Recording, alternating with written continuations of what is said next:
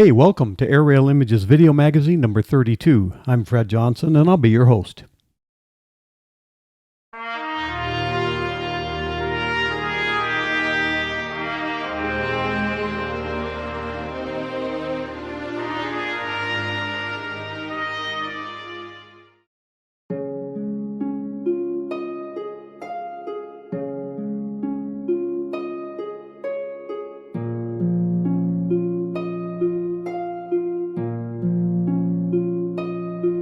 We went to the vault for some evocative aerial footage of aircraft in the Boneyard at Davis-Monthan Air Force Base in Arizona. When this video was made near the end of July 2017, it was said about 5,000 military aircraft resided in the 309th Aerospace Maintenance and Regeneration Group area on the base in a space of about 2,600 acres. Some aircraft are destined for scrapping, some are returned to service as needed. The Boneyard is a valuable source of parts to keep the active military services aircraft operable.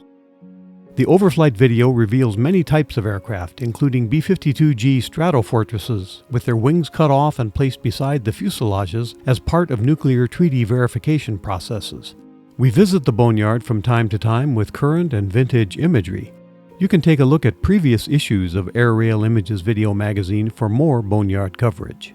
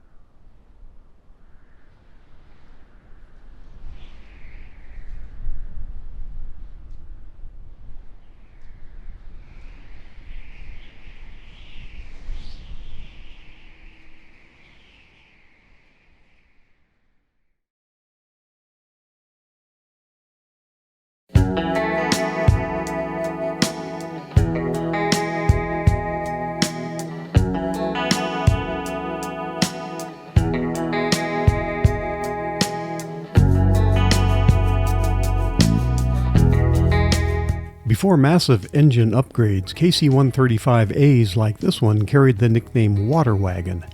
It was a reference to the water-injected turbojets, a trick that gave the tankers enough boost on takeoff to ease their loaded bulk into the sky. Then, while slowly climbing and cleaning up the landing gear, the heavy 135 could make headway once its 2-minute supply of water ran out. The water added bulk to the exhaust, which equaled more thrust. One's first takeoff in a loaded water wagon is an eye-opener. At the beginning of the 13,500-foot runway at Fairchild Air Force Base in May of 1977, our water wagon begins its lumbering takeoff roll as pilot Captain Randy Roberts moves 4 throttles forward. In the cockpit, we feel the tanker rock a bit as we accelerate slowly. Still, we remain ground-bound. Only after 10,000 feet of concrete have passed beneath us do we lift into the drizzly eastern Washington sky. Captain Roberts knows the math.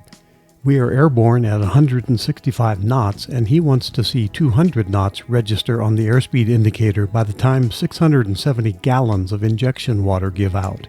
The rolling yet flat terrain southwest of Fairchild lets us climb at a leisurely rate, affording the KC-135 time to build up speed instead of altitude. Heading south, we aim for a rendezvous over Nevada with 9 General Dynamics F-111s in waves of 3 aircraft. The bomb-toting F-111As were based at Nellis Air Force Base on the edge of Las Vegas. Captain Roberts sets us on an established racetrack pattern with allowable altitudes between 20,000 to 25,000 feet. The inbound F-111s have the call sign FLOG. Our KC-135 mission is STIR 65. The first 3 F-111s in echelon formation materialize up from the undercast.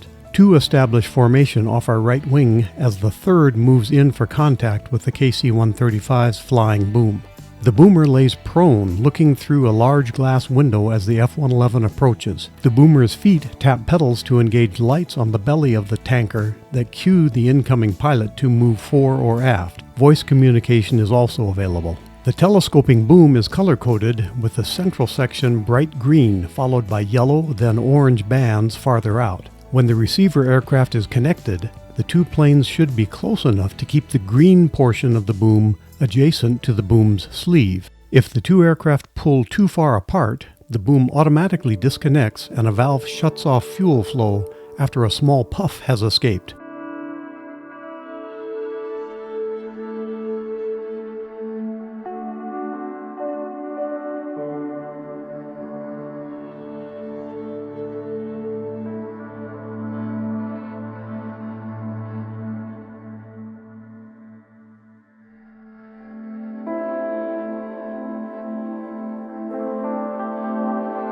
F-111A 67-035 became an EF-111A that was scrapped in Tucson in 2013.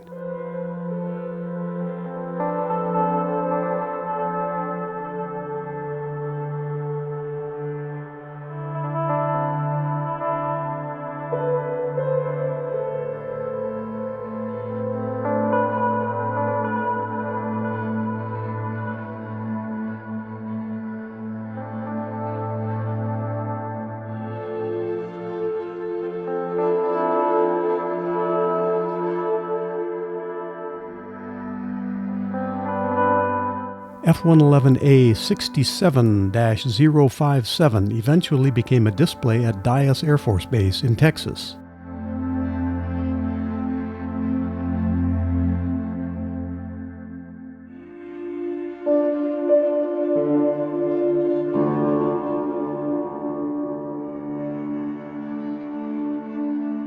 F-111A 67-103, closest to the camera, was likely scrapped at Tucson in 1997. F-111A 67052, to the rear, became an EF-111 Raven and was scrapped in 2013.